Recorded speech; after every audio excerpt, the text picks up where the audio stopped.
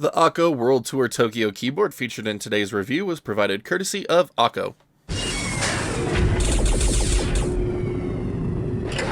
One could argue that the keyboard is the most essential part of modern computing. It allows us to input commands, type up papers, and most importantly, play games. The tech that goes into your keyboards varies on the model and style and has definitely changed a bit over the last 40 years. For the modern gamer, mechanical keyboards have certainly become the norm with different switch types, form factors, and lighting options available to get the perfect look and feel for your setup. Custom keycaps and paint jobs can further highlight your distinctive style and truly make it stand out from the crowd. I was recently made aware of keyboards from Akko, who specialize in some fun and unique designs for their keyboards, and when the opportunity arose to check out some of their offerings, I knew I had to take it. And oh my, does their World Tour Tokyo board stand out in a fantastic way. The World Tour Tokyo keyboard comes in a number of different sizes including full, 10 keyless, and 65%. In this review I am covering the 65% model. The keyboard comes in an appropriately matching themed box complete with Mount Fuji and sakura blossoms galore. The bright pink color scheme lends itself well to the balancing whites and blues, and the whole thing is rather pleasing to look at. The opposite side of the box features the product name and other various locations and symbols from Japan. The last thing worth mentioning on the box is the keyboard switch type, which is notated along the top. Inside you will find your World Tour Tokyo keyboard, USB receiver, USB cable, extra keycaps, keycap removal tool, and finally a user's guide. The first thing that stands out about the World Tour Tokyo keyboard is its striking pink and white color scheme. Just like on the packaging, the two colors contrast in a very pleasing way, and it really stands out on my desk. I also dig that the included USB cable keeps up the pink color scheme as the base. But aside from the color scheme, there are a number of cool details on this keyboard that are a ton of fun to look at. Mount Fuji and sakura blossoms adorn the spacebar, and each letter and number bear both English and Japanese lettering. It can look a bit overwhelming at first glance, but the pink and blue work well together here. I can't speak to how well this board would work for someone fluent in both English and Japanese, but for me it serves its aesthetic purpose. With the extra keycaps included in the box, you can further customize the Japanese aesthetic to your liking with ease. The last aesthetic touch comes from the built-in RGB lighting. Unlike most other keyboards of today, the World Tour Tokyo board doesn't have keycaps that let the light pass through them to illuminate their lettering. This makes the RGB lighting more ambient as it shines out from beneath the keys. I have a love-hate relationship with this approach as it does look really good for what it does, but at the same time I love having illuminated keys as a personal preference. There are a number of RGB presets available to choose from, and they can be cycled through using just the board itself with no additional software required. But more on this in a bit. The 65% layout allows for the Tokyo World Tour keyboard to take up very little desk space, which is ideal for cramped setups. The board feels a bit weighted to keep it from sliding around during use, and gives the added bonus of making it feel very solid in the hands. While there is a bit of give if you twist it, there isn't much, so you shouldn't have to worry about damaging it during normal use. If you choose to use either of the two incline angles provided by the back pads, the middle of the frame does have a hair of give, but again, nothing I personally find worrisome. The USB cable also attaches firmly to the back of the keyboard for anyone who wishes to use it in a wired configuration. Diving into using the World Tour Tokyo keyboard was an interesting experience for me. Up until this point, the smallest keyboard form factor I have used on a desktop has been 10 keyless, so the 65% layout provided a bit of a learning curve. Not much of one, mind you, but the different travel distance and placement to something like the delete key resulted in a few funny air presses on a phantom key. Speaking of phantom keys, having no labeled F keys really threw me for a loop for a while. But thankfully, getting back their functionality is very simple with a press of the FN key and the corresponding number key.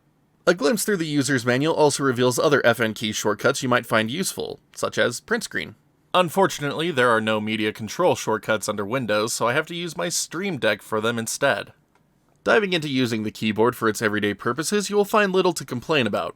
The jelly pink switches that came pre-installed on my review unit have proven to be very capable on both simple tasks like web browsing and typing, as well as gaming. The switches themselves are custom made with TTC and Gateron, with 3 types being available. Pink and white are a linear type switch, while blue is more tactile. The switches are swappable, so you can change them out at any point for another type. The pink switches have a nice clack to them, so if you aren't a fan of audible keyboards, you will need to pick up a set of O-rings to soften the noise a bit. I have yet to find any instances in my few weeks of playing to suggest the keyboard is missing a beat, so my playtime with it has been very pleasing. Best of all, the board works on legacy operating systems like Windows 98, where keyboard-only inputs are fairly common. One of the more interesting things about this keyboard is its number of different ways to connect to devices. There is a standard wired connection provided by the included USB cable, 2.4 GHz wireless with the included USB receiver, and finally wireless connectivity through Bluetooth 5.0 communication. With these three options, you can easily connect to various computers, tablets, or game consoles. You can also swap between 2.4 GHz and Bluetooth modes on the fly, allowing the keyboard to be used for two devices nearly simultaneously. Though it is never recommended to use Bluetooth connectivity for gaming, as it can provide inconsistent results with input latency. Battery life for wireless operation will depend on your use of RGB lighting, but it can last a good number of days in my setup with its built-in 1800 mAh battery. For anyone looking to further refine the customization of their boards, Akko does offer software on PC or Mac to do so. The Akko Cloud Driver software lets you change settings for any non-system key to allow it to do any number of things, such as mimic a mouse button or control a macro function, which can also be programmed from within the software. With the click of the FN slider bar, you can adjust FN hotkeys. There are additional profile slots available to users, so you can build game-specific profiles or ones for editing software to give you faster access to what you want to do. The software also provides an easy way to adjust RGB lighting on your keyboard to match your personal preferences and tastes compared to using its shortcut keys. As far as complaints with the World Tour Tokyo keyboard go, I really don't have many outside of the few nitpicks I mentioned earlier with keycap lighting and lack of FN hotkeys for media control. Finding the Akko Cloud Driver software can be a bit more of a hassle than you would like, as the downloads for all the various Akko products are all on the same page and it gets easily lost in the shuffle. The Akko World Tour Tokyo keyboard is a solid performer that stands out from the crowd thanks to its unique aesthetic design. The jelly pink switches feel great to use, and the various forms of connectivity allow for use on any number of devices with ease. If the aesthetic design of the World Tour Tokyo keyboard isn't quite your thing, check out some of the other designs Akko has on offer, as I'm sure there is something that will fit your tastes. And the brand has made such a strong first impression on me that I can't wait to try out more of their products and designs. And there we have the World Tour Tokyo keyboard from Akko, a very stunning looking piece of tech, very solid performer, and one that should make most PC gamers extremely happy, especially if you're into this sort of customized aesthetic look.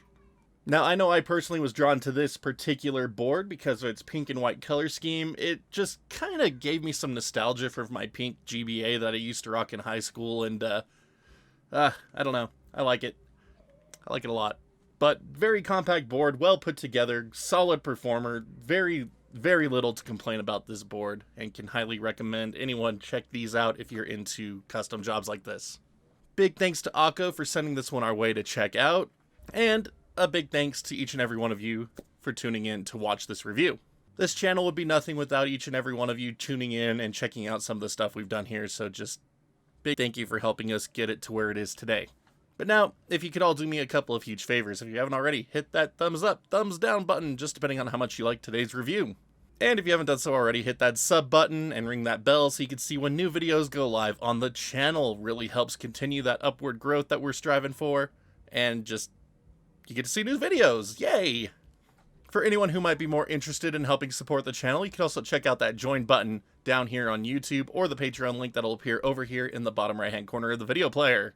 A little goes a long way to keeping this place up and running, and we're super grateful to all of our current champions who have been supporting us, short, long, anywhere in between. Y'all are amazing. Thank you so much for being such amazing rock stars. But that's gonna do it for this one, so until next time, my wonderful internet peeps, you all stay awesome, and we will see you back next video.